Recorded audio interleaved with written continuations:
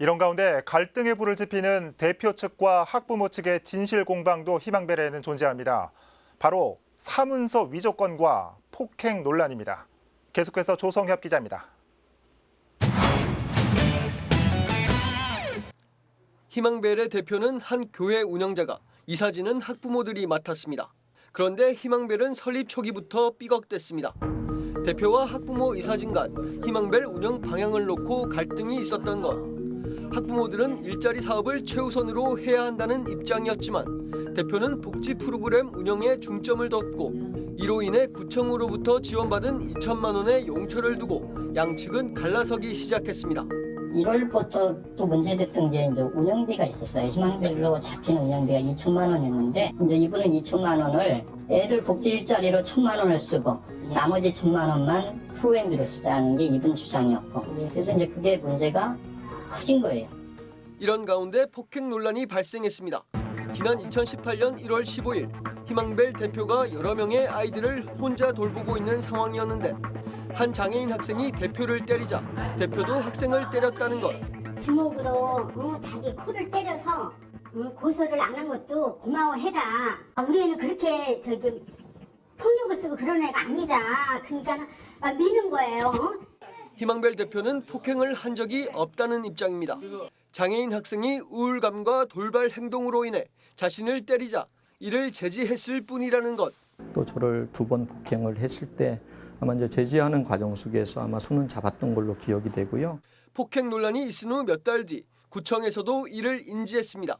하지만 별다른 조치를 취하진 않았습니다. 보조금을 지원하는 구청 입장에선 지방재정법 32조의 5에 따라 시설에 대한 감시 의무가 있고 필요한 경우 현장 조사를 할 수 있습니다. 하지만 구청은 현장 조사를 벌인 적도 관련 논란을 별도로 확인한 적도 없습니다. 이야기를 들었던 것 같아요. 그런 일이 있었다라고. 조치는 안 한 걸로 알고. 이미 그거는 지나간 사건이고 작년 1월 달에 있었던 사건으로 제가 들었는데 지금 현재 상태에서는 저희가 솔직히 말씀드리면 그거 가지고 다시 현장 조사를 하거나 이럴 수는 없지 않습니까? 이렇듯 논란이 지속되자 결국 학부모들은 지난해 1월 이사 사퇴를 고려했고 사퇴서를 작성했습니다. 그런데 이 과정에서 사문서 위조 논란이 벌어졌습니다. 학부모 측은 자신이 쓴 사퇴서의 날짜가 위조됐다며 위조된 사퇴서를 토대로 희망벨 측이 총회를 열어 자신을 강제 사퇴시켰다고 주장합니다. 3월 17일 날 총회하는 날 와보니까 탈퇴가 됐더라고요. 그것도 내가 1월만 썼는데 2월 13일도 조작을 해가지고. 반면 희망벨 측은 날짜를 변경한 건 학부모 본인이라며 사퇴서를 위조한 적이 없다는 입장. 탈퇴하겠다라고 이렇게 1월 달에 사인해서 이렇게 냈고요.